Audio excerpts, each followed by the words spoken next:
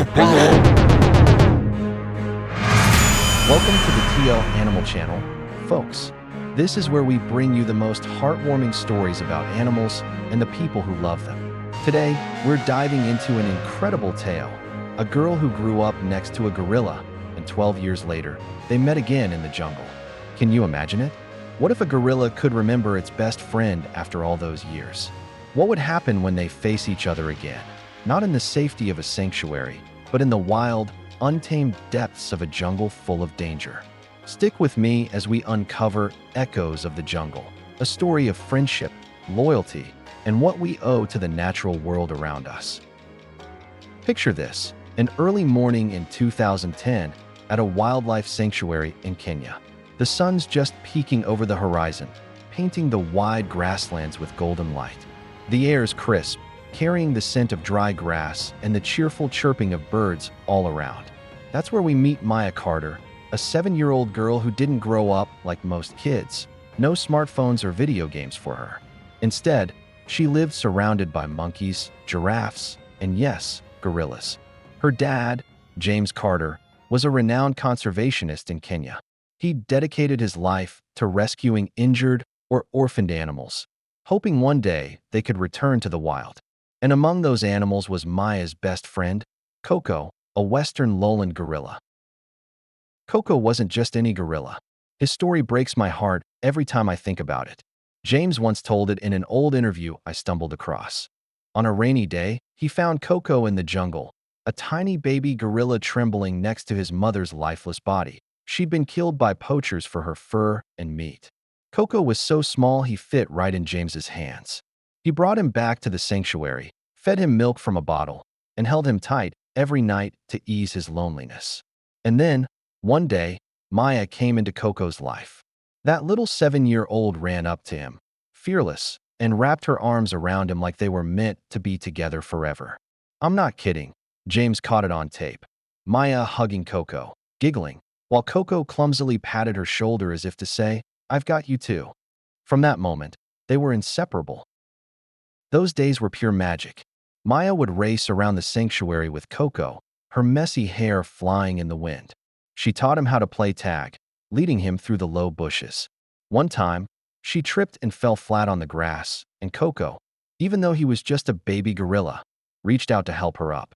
I heard from a friend in Kenya that gorillas can be incredibly gentle with those they trust. And with Maya, Koko was more than gentle. He was her protector. Once, a cheeky little monkey snatched a banana right out of Maya's hand. Koko roared, chased that monkey off, then sat back down beside her, his eyes saying, "Don't worry, I've got your back." They didn't need words. Their friendship was a language all its own, one I think anyone who's loved a dog or a cat can feel deep in their bones. Let me tell you a little story of my own. When I was a kid, I had a dog named Max. He wasn't a gorilla, of course, but every time I was down, Max would lie next to me, resting his head on my lap like he knew I needed him. I think animals have a way of sensing love that we humans sometimes overlook. It was the same with Maya and Koko. Scientists have proven gorillas have amazing memories. Research from Cambridge University says they can recognize a face or a voice after more than 20 years. For Koko, I believe he didn't just remember Maya's face.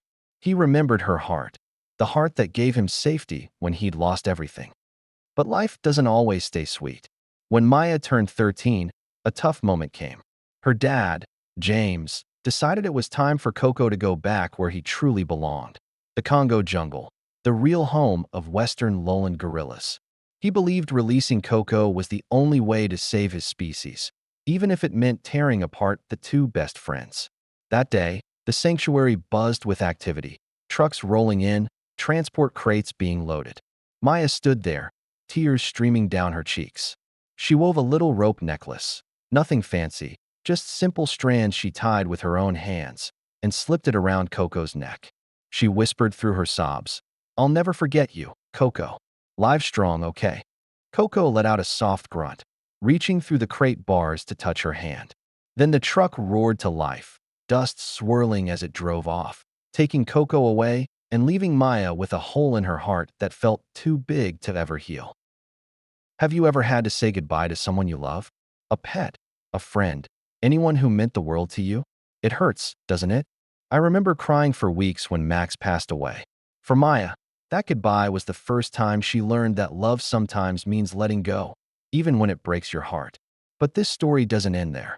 12 years later, something incredible happened. Would Koko remember her? Could they reunite in the jungle? I'll tell you more in a bit. Don't go anywhere, because things are about to get wild. If you've ever had a special animal friend, drop your story in the comments below. I'd love to hear it. Time flies, doesn't it? 12 years went by in the blink of an eye. Maya is now 25, no longer the little girl racing around with Koko at the Kenya sanctuary. She's grown into a young conservationist, carrying her dad's fiery passion in her heart. But deep down, there's this ache, this longing for Koko, the gorilla who left her on that tear-soaked day all those years ago. I get it. Some friends, no matter how long they're gone, you just can't let go of, right? For Maya, it wasn't just a wish to see him again, it was a mission. She needed to know if Koko was thriving out there in the Congo jungle, if he still remembered her after more than a decade apart. So, in 2023, Maya made a choice. She put together a team and set off, not for a vacation, but for a journey into the wild, one that would test her to her core. The Congo jungle isn't some walk in the park. Imagine a vast, green maze, towering trees stretching over 100 feet high, air so humid it clings to your skin, and distant roars echoing through the leaves. Maya led a team of 5, a biologist, a cameraman, 2 local guides, and a vet. They brought radio collars, little devices attached to Koko 12 years ago, to track his signal. But I told you from the start, this wasn't going to be easy. Just 2 days in, the first challenge hit hard. A massive storm rolled through. Winds howled like they wanted to rip the world apart. Rain poured down in sheets, turning the ground into a muddy mess. Their jeep got stuck when a giant tree crashed across the path. With no other option, they ditched the vehicle and started trekking on foot toward a raging river. Picture this: water roaring past, strong enough to sweep away boulders, a shaky rope bridge swaying in the wind. Maya stepped onto it, gripping the ropes tight, but the storm had other plans. A gust snapped the bridge in half. She screamed, tumbling down, barely catching a branch sticking out over a 50-foot drop. The river churned below her, a wild, deadly force.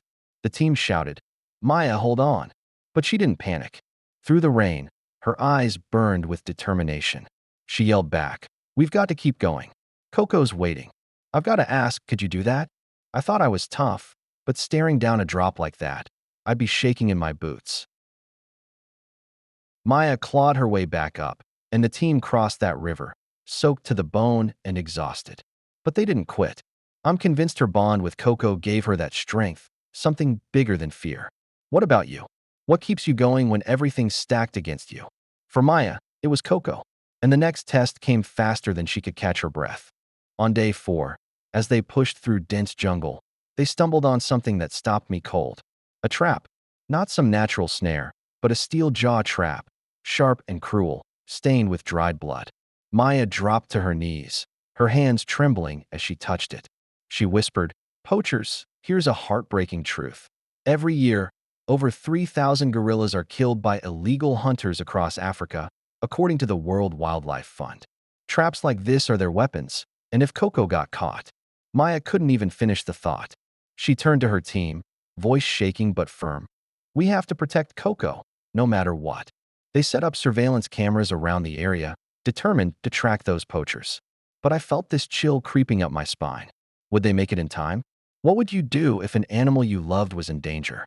I once saw a buddy of mine charge into a chicken coop to save his cat from a stray dog. Pure instinct. For Maya, Koko wasn't just a friend. He was family. By day 7, Koko's radio collar signal finally came through strong. Maya's heart pounded in her chest. She led the team through thick brush, thorns tearing at their clothes, sweat dripping down their faces. Then they stopped dead. There he was, a massive gorilla, nearly 6 feet tall, muscles rippling, eyes like cold stone. It was Koko, but this wasn't the gentle Koko from her childhood. He roared, pounding his chest, stomping toward them. The team freaked out, backing away, yelling, "Run, Maya!" But she didn't budge. She stepped forward, voice cracking. "Koko, it's me, Maya." He didn't stop. He roared louder, closing the gap. Now just feet away, his huge hand raised like he'd strike. The team screamed again. Maya, get back. But her eyes locked on his, fearless and full of hope. What would you do, facing a wild gorilla after 12 years? I used to think memories could conquer anything. But right then, no one knew for sure. Maya did something none of us expected. She started singing. A lullaby she'd sung to Koko every night back at the sanctuary. Sleep now, my friend, under the stars so bright. Her voice trembled, but she kept going. Koko froze. He tilted his head, staring at her. And then, I saw it. The same thing Maya noticed. Around his neck, that old rope necklace she'd made was still there, faded and frayed after 12 years in the wild. Here's the question, did he remember? After all that time, could those memories bridge the gap? I read once that gorillas can recognize a familiar voice after decades. But this wasn't a lab. This was the jungle, where instincts rule. Koko stepped closer, inches away now. The team held their breath. Would he know her, or would he lash out? We're about to find out. But let me warn you, this story's not over yet. What's coming next will keep you on the edge of your seat. Any guesses what happens? Drop them in the comments. I'm dying to know what you think. That moment felt like time itself held its breath. Koko stood there, towering over Maya, his deep black eyes locked onto hers, his massive hand raised. My heart was pounding just thinking about it, like I was right there in the jungle with them. And then, something miraculous happened. Koko didn't strike. He reached out, gently touching Maya's shoulder, letting out a soft grunt, the same sound from 12 years ago when they were just kids playing at the Kenyan sanctuary. Tears burst from Maya's eyes, streaming down her face, not from fear, but from a joy so deep it hurt. She stepped forward and threw her arms around him, and Koko hugged her back, tender and strong, like those 12 years apart had melted away. The camera crew stood frozen, their lenses trembling as they captured it. I'm telling you, if I'd been there, I'd have bawled my eyes out. This was proof that animals don't just remember. They feel, they love, just like us. But the Congo jungle doesn't let happiness linger. Just as Maya and Koko held each other, a gunshot ripped through the air, shattering the silence. Poachers. 3 men emerged from the bushes, rifles in hand, their eyes cold and ruthless. Koko's troops scattered in panic, their roars mixing with the crash of breaking branches. Maya screamed, "No!" But before she could move, Koko lunged. He shoved her to the ground, shielding her with his body. Another shot rang out. Koko roared in pain, blood pouring from his leg, staining the jungle floor red. The team snapped into action, firing flares that lit up the sky, driving the poachers off in a frantic retreat. But Koko collapsed, his breathing ragged and weak. I'll never forget that scene. Maya dropped to her knees beside him, her hands shaking as she tore her shirt to bandage his wound. She sobbed, "You can't leave me again, Koko, you hear me?" Tears splashed onto his fur, mixing with the blood. The team radioed for help, and thank God, the vet worked fast to stop the bleeding. Koko survived, but that bullet left its mark. He'd never walk the same again. That last night in the jungle, Maya sat with him under a sky full of stars. She tied a new necklace around his neck, not the old, tattered rope, but a stronger one, a symbol of their unbreakable bond. She whispered, "You're my hero, Koko. Thank you."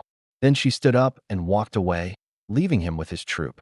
No tears this time, just a quiet strength in her eyes. She knew this was goodbye forever. Folks, this isn't just Maya and Koko's story, it's ours too. Right now, over 80% of gorilla habitats have vanished due to deforestation and poaching, according to the World Wildlife Fund. I used to think saving nature was someone else's job, scientists, big organizations. But this story hit me hard. We all have a part to play. Maya came back from that jungle stronger than ever. She's out there now, fighting poachers so no gorilla has to suffer like Koko did. And here's how I'd grade our heroes. Maya gets an A. Why? She faced storms and gunfire with courage, and let Koko go for his own good. Koko gets an A too. He remembered her after 12 years and risked his life to save her. 2 A's for 2 incredible souls. Here's what I've learned. Sometimes love means letting go, even when it tears you apart. I felt that with my dog Max. I had to say goodbye when he got too sick. If you've got a furry friend, cherish every second with them. And if you want to help creatures like Koko, start small. Skip products made from wildlife. Share this story. Do you believe in cross-species friendship? Ever had an animal buddy who changed your life? Tell me in the comments. I'm all ears. Hit subscribe if you're with me and Maya to protect nature. One small step from you could change everything. Thanks for listening. See you next time.